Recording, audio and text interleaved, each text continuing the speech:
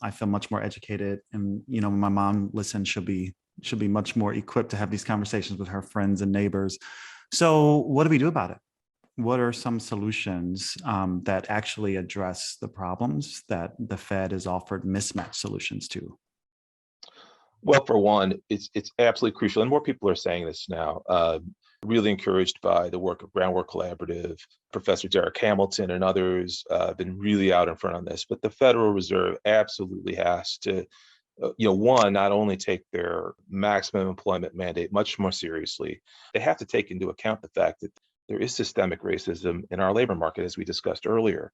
And you can't just look at the labor market as one monolithic thing. People experience the labor market differently depending on the color of their skin, their ethnicity, their gender. And so maximum employment for white workers, for white men and white women will look different than it is for Black men and Black women, for example. We have to change policy at that level so that Fed doesn't choose, like in this moment, to slow the economy down before Black workers have ever had a chance to experience anything remotely looking like full employment. And what can ordinary people do in this moment to change how the actors, the people on the Federal Reserve see this and maybe make a different decision here that actually empowers and advances racial equity instead of throwing Black workers under the bus, as you said?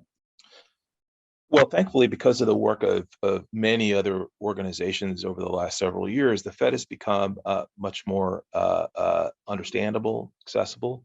Look, there are people at the Fed is made up of a set of regional banks in a number of cities, and there are actual people who govern these banks who are real people. They take phone calls, they listen to messages. We have to direct the message to people in our own regional banks. Atlanta, Kansas City, Minneapolis, Chicago, for example. We have to send the message to folks at that level that we should not be slowing the economy down at this point until we certainly shouldn't be doing anything to slow the economy down until Black workers have actually achieved full employment. Again, where every Black worker who wants a good job can get a good job. That's the definition. Two, we have to direct a message directly to Chairman Powell. Chairman Powell is a human being. He puts his pants on the same way you and I put our pants on every day. Just because he's a banker doesn't make him any different. And he has to hear that message directly. And not to mention the folks in Congress who are charged with oversight of the Fed. All of these people need to understand that we've got to center Black full employment in our decision making when it comes to the Federal Reserve. So centering Black full employment in terms of the Federal Reserve, what are some of the other legislative proposals or tools that we can help influence that would also have the same goals of maximizing full employment for Black workers, as well as combating a range of insecurities, whether people are still unemployed or whether people are still discriminated against in the hiring process? So talk to us about some of the legislative options that should be on the table in Congress to really address the crisis that we began with, frankly, the crisis of that Black workers are facing. I think as we said before, I mean, there's a lot that goes into shaping the job opportunities of Black workers in this country. Look, the way I put it is that the Fed's not going to change actual job opportunities that people have, besides affecting how much employers are generally hiring in this country. But the Fed's not hiring people, right? Employers are doing that. Right. And to actually reshape who's doing the hiring, how they're doing it, that's going to come down to Congress. Mm-hmm. Congress is going to actually affect whether employers have incentive to hire Black workers. Congress is going to decide whether government will actually hire more workers. Take the public sector right now. Coming off the pandemic at the state and local level, we still have not recovered the employment lost at the state and local level, government level, in particular in public schools, important source of hiring for Black workers. We're still down several 100,000 jobs since the pandemic began. That and other occupations, parks, libraries, you name it, we're still behind on hiring at the public level. Congress can play a direct role in making sure that state and local governments have the resources and the incentive to expand employment for Black workers, and not just to create work for work's sake. I mean, obviously, everyone who wants a good job should have a good job, but these are jobs delivering crucial public services, particularly to low-income communities. And so job number one, I think, for Congress is in this moment is part of Build Back Better, and then other policies that they want to that they should be pursuing is to ensure that we're putting as many people to work as we can, particularly Black workers, doing work that people and communities need.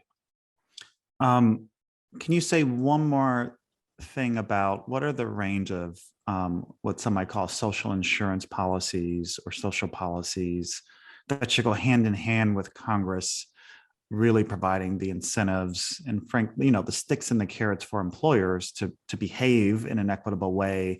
You mentioned Congress can encourage government to be direct employers, but say a bit about the social safety net in particular, so unemployment insurance and some of the other programs. What should Congress do there? The child tax credit, I want to actually single this out here, alongside perhaps other cash income support programs. But what we're seeing in the pandemic is that workers are, because of the expanded safety net during the crisis, for the first time in probably a long time for many workers, they have an opportunity to actually quit a bad job and to take a better job. They're learning more about the better jobs that are out there, for one, but now they actually have a little bit of a cushion when before there was absolutely no margin for error when it came to savings that they had. They actually have a little bit of a cushion to be able to say to a bad employer, I'm done. And I'm actually going to look for better work. And they're finding better work in this economy. And so the safety net is not just a tool to ensure that everyone has a basic standard of living, but it's what we're learning here is it actually delivers power to workers to find better employment. And so when you think about the crisis for the Black jobs crisis, the crisis for Black workers right now, not only do we need more job opportunities out there for Black workers, but we also need to ensure that Black workers have real power in the labor market to find the work that they want to do. That's ultimately really what partly what liberation means for workers in this country, is that workers actually have an opportunity, the power to decide and to choose the work that they want to do. That's what we need to deliver. That's why the safety net is important. That's why federal spending is important, both to create the jobs that people need to do, to ensure that workers have real power. Well, that's a good preview to our next conversation about worker power. And I think that's a great place to end on. Of course, all of this requires organizing people, doing political education, people joining together to take action. And you've just mentioned there's both individual worker power, and if there's a strong safety net or a floor where people don't have to take crappy jobs, or if they're in a crappy job, they can quit and look for another job without worrying about putting food on the table. And I have some family members who did just that, by the way, in the pandemic. But you're also pointing to the collective power of workers. And that really, I would say between many of our friends in the Black Freedom Collective who are doing organizing of Black workers and the labor movement writ large, right? That is the role of strong unions, is to organize workers, and particularly Black workers, to fight for higher wages, better working conditions, all the things. So that's a preview of our next conversation. With that, I want to say thank you so much to Chirag Mehta for this conversation. I've learned a lot, and I hope you have too. Thank you, Dorian. I have. Appreciate it.